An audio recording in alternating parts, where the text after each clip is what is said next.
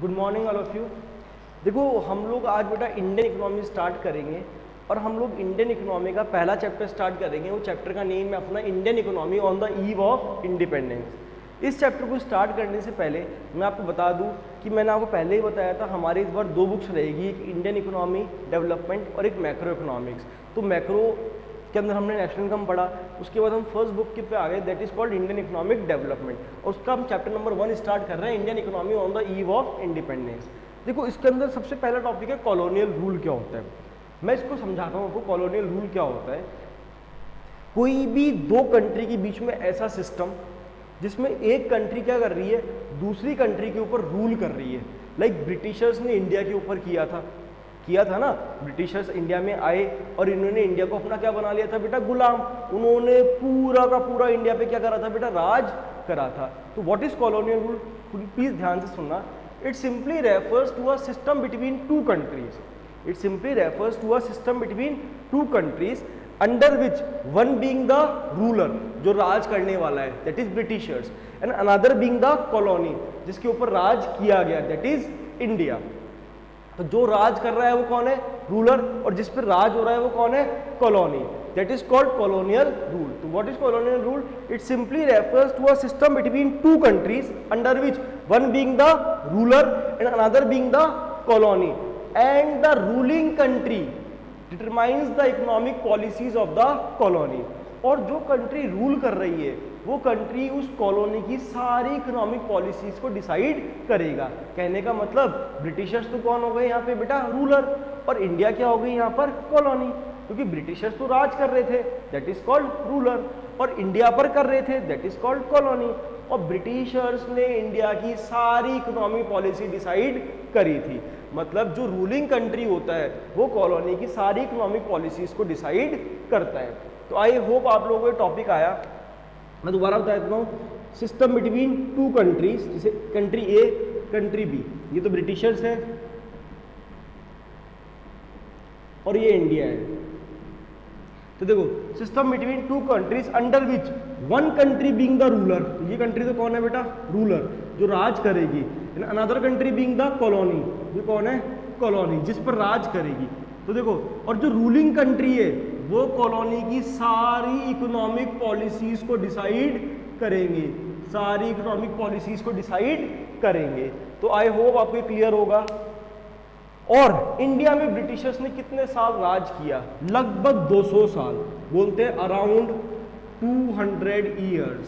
Sir कितना, that is 1757 से 1947 तक। तो लगभग एग्जैक्टली तो 190 है, बट अराउंड अपन 200 ईयर्स को बोलते हैं। तो देखो व्हाट इज कॉलोनियल रूल, आपको क्लियर हुआ। It refers to a system between two countries under which one being the ruler and another being the colony, and the ruling country determines the economic policies of the colony. And in India Britishers rule around 200 years, that is from 1757 to 1947। तो आपको पहला topic clear होता है बेटा, क्या था वो, colonial rule. इसके बाद बेटा एक टॉपिक आता है स्टैग्नेंट इकोनॉमी। क्या टॉपिक आता है बेटा, स्टैग्नेंट इकोनॉमी।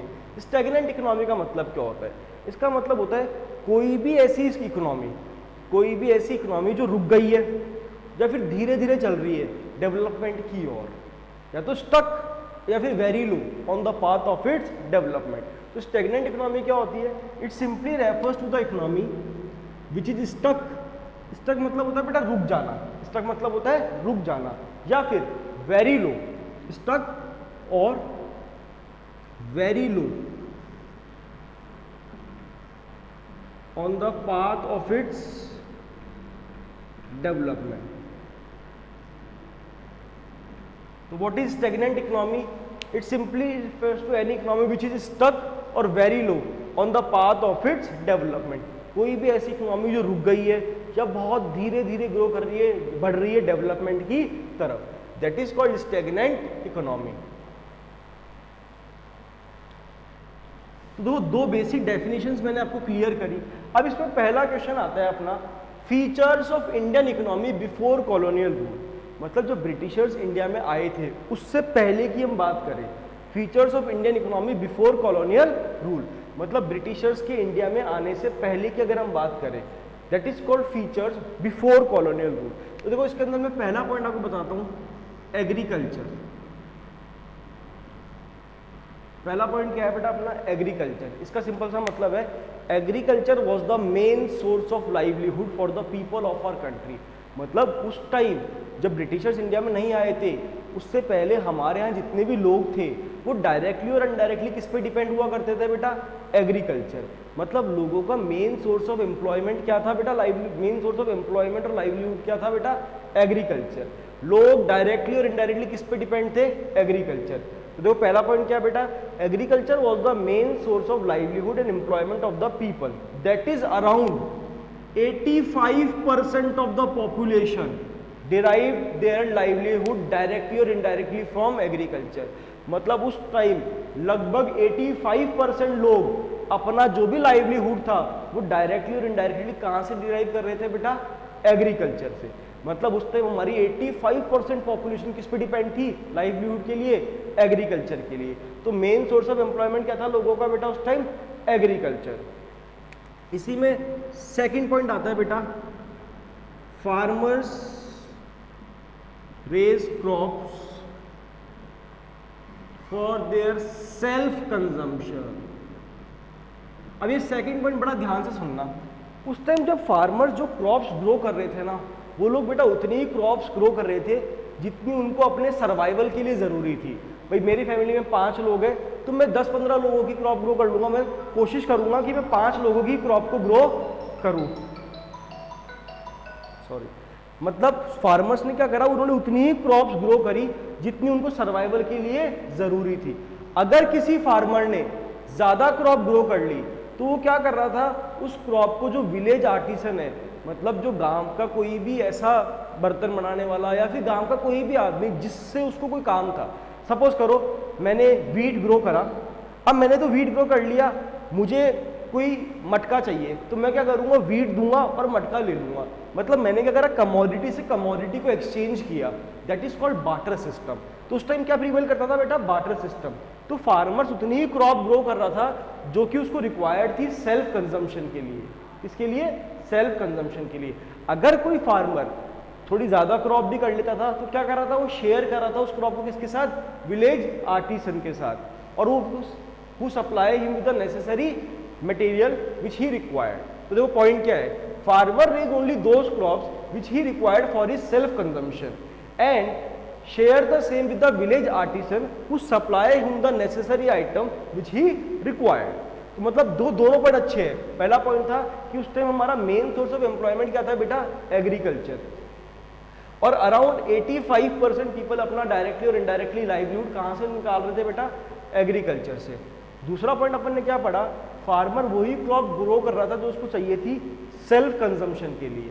अगर वो ज़्यादा भी उगा रहा था तो वो गांव के लोगों के साथ उसको शेयर कर रहा था, एक सामान के बदले दूसरा सामान। सॉरी। थर्ड पॉइंट आता है बेटा, इंडिया फेमस फॉर। अब उस टाइम इंडिया फेमस किसके लिए था, ऑल ओवर द वर्ल्ड। उस टाइम इंडिया फेमस था हैंडीक्राफ्ट गुड्स के लिए। उस टाइम इंडिया किस चीज के लिए फेमस था ऑल ओवर द वर्ल्ड बेटा, हैंडीक्राफ्ट गुड्स। इंडिया फेमस था handicraft goods, precious stones etcetera etcetera. तो देखो तीसरा पॉइंट क्या होता है, India was famous for its handicraft goods all over the world. मतलब वर्ल्ड में हर जगह इंडिया किस चीज के लिए फेमस था उस टाइम, हैंडीक्राफ्ट गुड्स के लिए। और चौथा पॉइंट देखना, इंडिया एंजॉय एक्सटेंसिव ट्रेड, दोनों जगह, both with in the country and with other countries as well. कहने का मतलब जब उस टाइम इंडिया ट्रेड कर रहा था ना, वो दोनों जगह बहुत अच्छी ट्रेड कर रहा था, पूरे इंडिया के अंदर और इंडिया के बाहर भी। तो देखो उस टाइम क्या बोला, India enjoy extensive trade both with in the country and outside the country. चारों पॉइंट ध्यान से सुनना। पहला पॉइंट बोला मैंने बेटा कि क्वेश्चन पहले समझो, क्वेश्चन है features of Indian economy before colonial rule. तो पहला पॉइंट क्या था बेटा कि agriculture was the main source of employment, that is around 85% of the people derived their livelihood directly or indirectly from agriculture. Next मैंने बोला कि फार्मर वही क्रॉप ग्रो कर रहा था जो उसको अपने सेल्फ कंजम्पशन के लिए रिक्वायर्ड थी। और रिमेनिंग क्या कर रहा था, वो शेयर कर रहा था विलेज आर्टिसंस के साथ जो उसको नेसेसरी आइटम सप्लाई कर रहे थे, जो उसको रिक्वायर्ड था।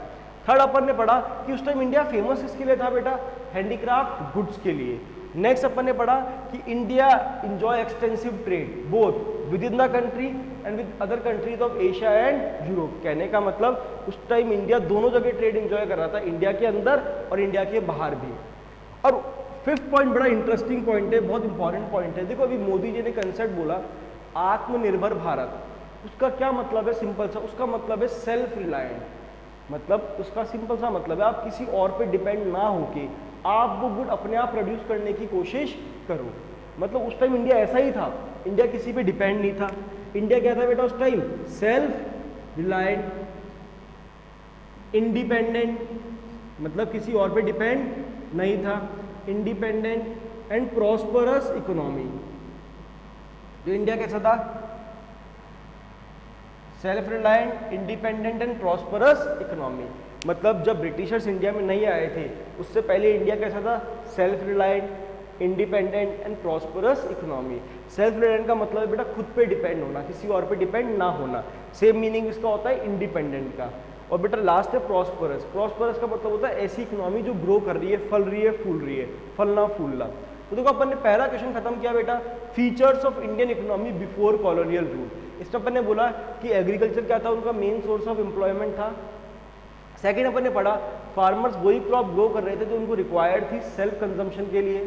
थर्ड अपन ने पढ़ा इंडिया उस टाइम फेमस था किसके लिए बेटा, हैंडीक्राफ्ट गुड्स के लिए all over the world. Fourth अपन ने पढ़ा कि India enjoy extensive trade both with in the country and with other countries of Asia and Europe. Fifth अपन ने पढ़ा कि इंडिया कैसा था बेटा उस time, self reliant, independent and prosperous economy.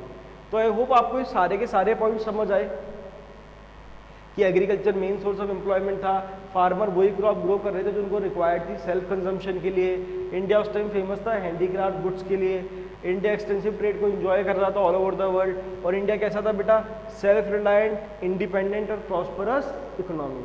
तो ये वाला पार्ट आप लोगों को आया। तो टॉपिक है बेटा feature of Indian economy before colonial rule. हम नेक्स्ट टॉपिक की तरफ चलते हैं। Next question,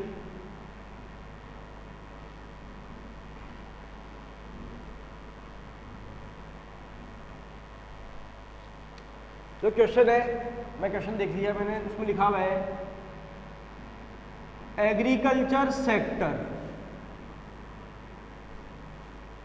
on the eve of independence, या फिर क्वेश्चन कैसे आ सकता है, what are the main reasons for the stagnation in agriculture.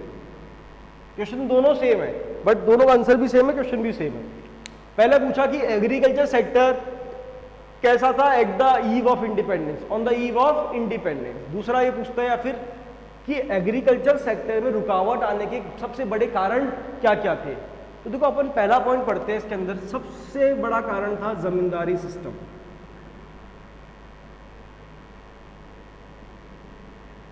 देखो जमींदारी सिस्टम होता क्या है, ऐसा सिस्टम जिसमें ओनरशिप राइट ट्रांसफर हो गया फ्रॉम फार्मर्स टू जमींदार। क्यों? क्योंकि फार्मर ने कभी जमींदार से पैसा लिया होगा, फार्मर वो पैसा चुका नहीं पाया होगा, तो जमींदार ने क्या करा, उसकी जमीन अपने नाम कर ली। तो what is zamindari system? Under this system ownership right of land was transfer from farmer to zamindar. तो अब जमींदार कौन बन गए बेटा, उस लैंड के नॉमिनल हेड। मतलब ये फार्मर है और ये बड़ा बड़ा जमींदार है। अब इसकी लैंड का ओनरशिप राइट किसको ट्रांसफर हो गया, जमींदार को। तो इस लैंड का नॉमिनल हेड कौन बन गया, जमींदार।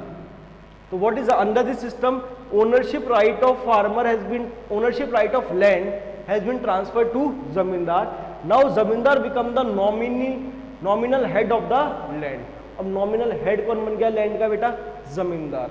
अब पता है जमींदार क्या कर रहा था, फार्मर बेचारा खेती कर रहा था, तो उस खेती से जो भी रेवेन्यू कलेक्ट हो रहा था या फिर जो भी पैसा आ रहा था उस पर जमींदार क्या लगा रहा था, लगान। लगान बोले तो टैक्सेस। तो जमींदार फार्मर से क्या कलेक्ट कर रहा था बेटा, लगान। लगान बोले तो टैक्सेस। अब किसी फार्मर की खेती अच्छी हुई है, किसी फार्मर की खेती खराब हुई है, भाई मैं किसान था, मेरी खेती हुई नहीं, ज़मींदार आया मेरे पास कि भैया लगान दो, टैक्स दो। मैंने मना कर दिया कि साहब इस बार तो खेती ही नहीं हुई, कहाँ से टैक्स दूँ। उसने बोला मेरे को कोई मतलब नहीं है कि तुम्हारी खेती हुई है या नहीं, उसको तो टैक्स चाहिए। तो zamindar collect lagaan from the farmers irrespective of their economic condition, whether it is good or bad, irrespective of their farming, whether it happens or not. उसको उससे कोई लेना देना नहीं था। और सबसे जरूरी बात मैं आपको बताऊं, जमींदार जो भी पैसा कलेक्ट कर रहा था ना फार्मर से, वो कहाँ जमा करा रहा था? वो कॉलोनियल गवर्नमेंट के पास। इसके पास जमा करा रहा था बेटा? कॉलोनियल गवर्नमेंट के पास। तो बेटा पहला सिस्टम क्या था? अपना जमींदारी सिस्टम। मैं रीड कर देता हूं आप लोगों के लिए। Under this system ownership right of land has been transfer from zamindar to farmers to zamindar, that is zamindar were the nominal head of the land who collects revenue from the farmer and deposit to the colonial government, and they collect tax irrespective of the economic condition of the farmer, whether it is good or bad. उसको कोई लेना देना नहीं था। तो पहला reason अपन ने पढ़ा बेटा, क्या पढ़ा? वो जमींदारी सिस्टम। नेक्स्ट पॉइंट आता है बेटा इसके अंदर, कमर्शियलाइजेशन ऑफ एग्रीकल्चर।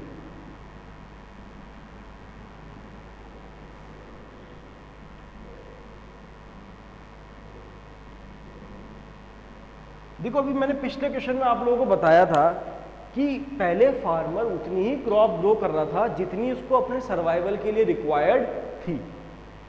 मतलब फार्मर वही क्रॉप ग्रो कर रहा था जितनी उसको अपनी सर्वाइवल के लिए रिक्वायर्ड थी। बट अब जो ब्रिटिशर्स थे वो फार्मर्स के दिमाग में नया कंसेप्ट लेकर आए, दैट इज कॉल्ड कमर्शियलाइजेशन। उन्होंने बोला आप क्रॉप ज्यादा ग्रो करो, आप क्रॉप सेल्फ कंजम्पशन के लिए ग्रो मत करो, आप क्रॉप्स को बेचने के लिए ग्रो करो, आप क्रॉप्स को सेल आउट करने के लिए ग्रो करो, ना कि सेल्फ कंजम्पशन के लिए। That is called commercialisation. मतलब simple, when farmers grow crop for sale rather than self consumption. जब कोई फार्मर क्रॉप्स ग्रो कर रहा है बेचने के लिए, ना कि सेल्फ कंजम्पशन के लिए, दैट इज कॉल्ड कमर्शियलाइजेशन। मतलब when farmers grow crop for sale rather than self consumption. अब देखो ब्रिटिशर्स ने ऐसा क्यों किया? सर इससे तो इंडिया का फायदा ही है, पैसा आएगा इंडिया के अंदर। उन्होंने उनको फोर्स किया कमर्शियल क्रॉप्स ग्रो करने के लिए। इन्होंने फार्मर्स को फोर्स किया कमर्शियल क्रॉप्स ग्रो करने के लिए, लाइक कॉटन, जूट, इंडिगो। ऐसा क्यों किया? क्योंकि जो ब्रिटेन में इंडस्ट्रीज थी वो बड़ी बड़ी इंडस्ट्री थी, उसमें उनको रॉ मटेरियल चाहिए था। रॉ मटेरियल क्या था उनके लिए? Cotton, jute, Indigo. तो उन्होंने क्या करा? इंडिया के फार्मर्स को फोर्स करा कमर्शियल क्रॉप्स ग्रो करने के लिए। अब हमारे फार्मर्स ने कमर्शियल क्रॉप्स को ग्रो करा और वो एज इट इज वो कहाँ लेके चले गए? ब्रिटेन के अंदर, क्योंकि वहाँ एज अ रॉ मटेरियल उनके वो चीज़ काम आ रही थी। That is called commercialisation of agriculture. When farmers grow crop for sale rather than self consumption, that is called commercialisation of agriculture. अगर मैं इसके अंदर की बात करूँ तो farmers were force to grow commercial crops, that is cotton, jute, indigo, which can be use as a raw material in the Britain industry. तो देखा जाए डायरेक्टली और इनडायरेक्टली इससे किसका फायदा था? ब्रिटिशर्स का। तो देखो मैं रीड कर देता हूँ आपको। It refers to the production of crops for sale rather than self consumption. As it is आपके पास लिखा हुआ होगा, मतलब ये सेम चीज लिखी हुई है आपके पास, मैंने आपको नोट्स दिए थे पीडीएफ बना के। Farmers were given higher prices for growing the cash crops. तो high level prices force the farmers to grow cash crops instead of food grains. क्योंकि देखो इंसान क्या होता है? लालची। भाई उसको लालच आया कि हाँ कैश क्रॉप में ज़्यादा पैसा है, फूड ग्रेन में कम पैसा है, तो क्या उगाएगा? Cash crop. तो फार्मर्स ऑटोमेटिकली प्राइसेस को देख के कैश क्रॉप उगाने के लिए रेडी हो गया। अगला आता है बेटा, ये सिंपल सा पॉइंट है, लो लेवल ऑफ प्रोडक्टिविटी। देखो एग्रीकल्चर सेक्टर की प्रोडक्टिविटी उस टाइम बहुत ही कम थी।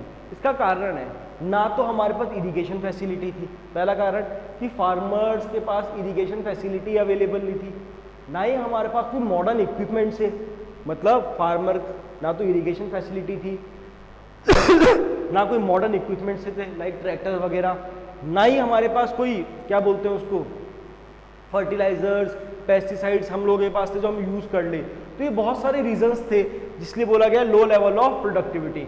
ना तो कोई मॉडर्न इक्विपमेंट्स थे, ना ही कोई इरिगेशन फैसिलिटी थी, ना ही कोई पेस्टिसाइड्स थे, फर्टिलाइजर्स थे, इस कारण से हमारी प्रोडक्टिविटी बहुत ही कम थी। बहुत सिंपल सा पॉइंट था। नेक्स्ट पॉइंट आता है बेटा इसमें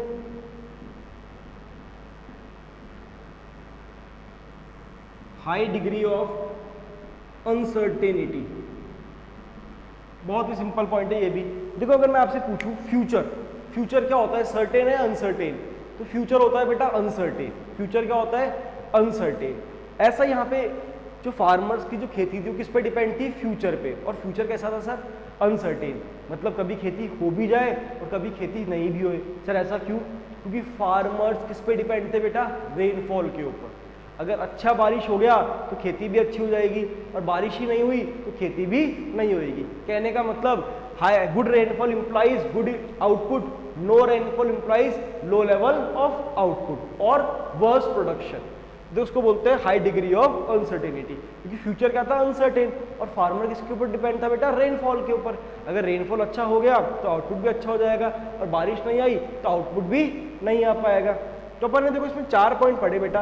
पहला पॉइंट पढ़ा अपन ने इसमें जमींदारी सिस्टम। अगला पॉइंट पढ़ा इसमें अपन ने कमर्शियलाइजेशन ऑफ एग्रीकल्चर। नेक्स्ट पढ़ा बेटा अपन ने लो लेवल ऑफ प्रोडक्टिविटी, और नेक्स्ट पढ़ा इसमें हाई डिग्री ऑफ अनसर्टेनिटी। तो अपन ने 4 पॉइंट पढ़े। क्वेश्चन क्या था?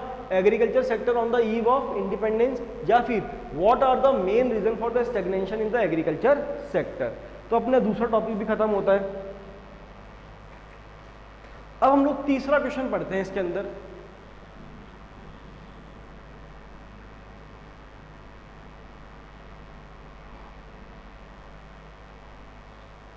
वो आता है बेटा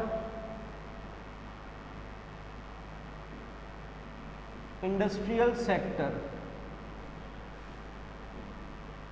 on the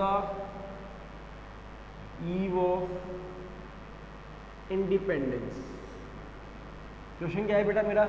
industrial sector on the eve of independence. तो अपन ने पहले पढ़ा बेटा features of Indian economy before colonial rule, फिर हमने पढ़ा कि what are agriculture sector at the eve of independence. अब हम पढ़ रहे हैं industrial sector on the eve of independence. देखो मैं आपको एक बात बताऊं, जब ब्रिटिशर्स इंडिया में थे ना, हमारे यहाँ इंडस्ट्री तो थी बट बहुत ही कम इंडस्ट्रीज थी हमारे यहाँ। बहुत कम मतलब ना के बराबर इंडस्ट्री थी, और जो इंडस्ट्री थी ना वो भी धीरे धीरे बंद हो गई। क्यों बंद हो गई? क्योंकि अब उनका कंपटीशन हो गया था मशीन मेड प्रोडक्ट से।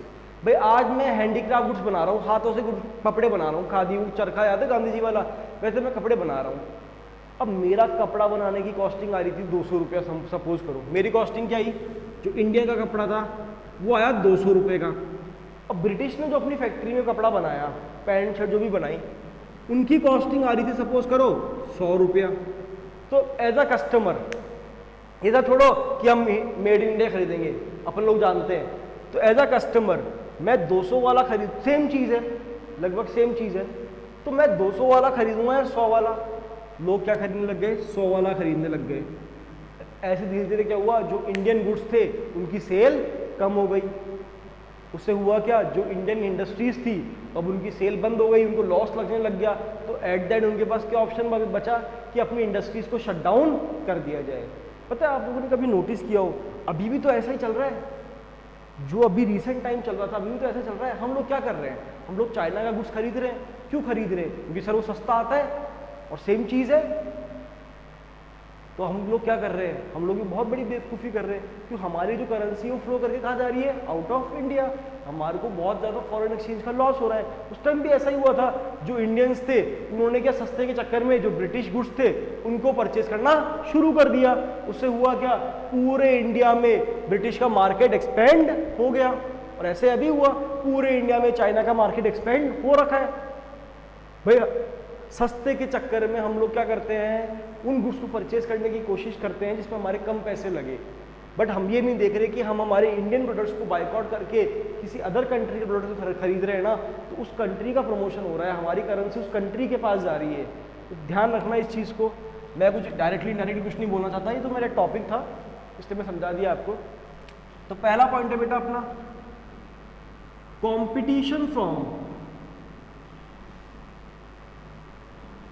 machine made products, competition from machine made products, मतलब जो इंडियन गुड्स थे उनको किससे कंपटीशन फेस करना पड़ रहा था बेटा? मशीन मेड प्रोडक्ट्स से। और मशीन मेड प्रोडक्ट क्या था? बहुत ही सस्ता था और बहुत इजीली अवेलेबल था। उससे दूसरा नुकसान क्या हुआ? जो इंडियन हैंडीक्राफ्ट गुड्स थे वो इतने सस्ते नहीं थे और इजीली अवेलेबल भी नहीं थे।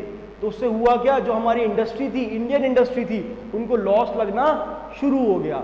और वो लॉस कब तक बियर करते? तो एट द एंड उन्होंने क्या करा? अपनी इंडस्ट्रीज को शट डाउन कर दिया। तो पहला पॉइंट क्या है बेटा? Competition from machine made products. अब मैं रीड करता हूं आप लोगों के लिए। The pride of Indian handicraft industry started to decline when it faced the competition from machine made products as they are of low cost and easily available। क्योंकि sir ये जो गुड्स थे ये लो कॉस्ट के थे और easily available थे। Indian craftsman are far behind the speed of machine. अब लेबर मशीन की स्पीड के सामने कहाँ अड़ती है? तो Indian craftsman are far behind the speed of machine and hence the only alternative available to them is to shut down their industries. तो पहला पॉइंट आया बेटा competition from machine made products. अब हमारा इसमें दूसरा पॉइंट आता है, क्या था वो? Decline of handicraft industries.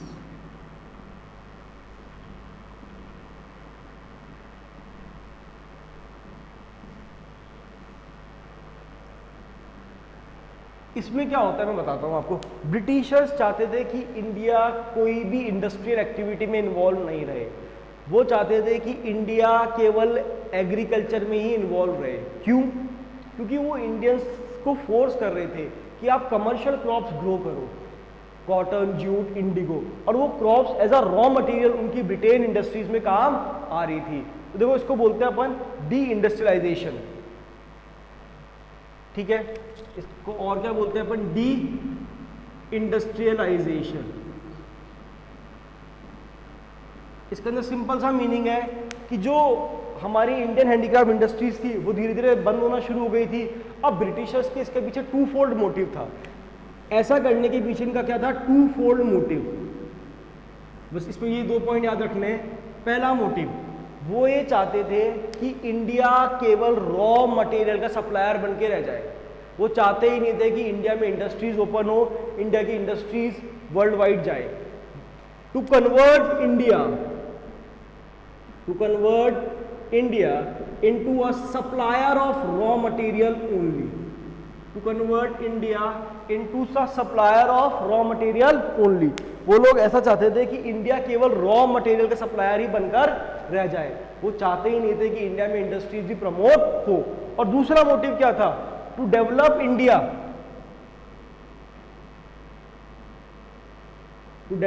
As a market for British manufacture goods.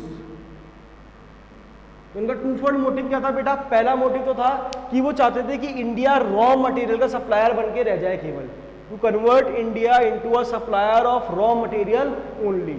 और दूसरा मोटिव क्या था बेटा उनका?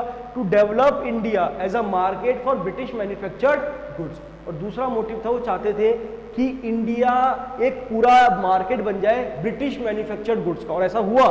ब्रिटिशर्स ने अपनी इंडस्ट्रीज में गुड्स को बनाए और उन गुड्स को उन्होंने इंडिया में लाके सोल्ड आउट किया और इंडियंस ने परचेज भी किया।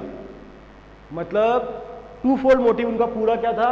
पहला तो convert India into a supplier of raw material, कि केवल वो लोग रॉ कमर्शियल क्रॉप्स ग्रो करे और वो एज इट इज कहाँ सप्लाई करे?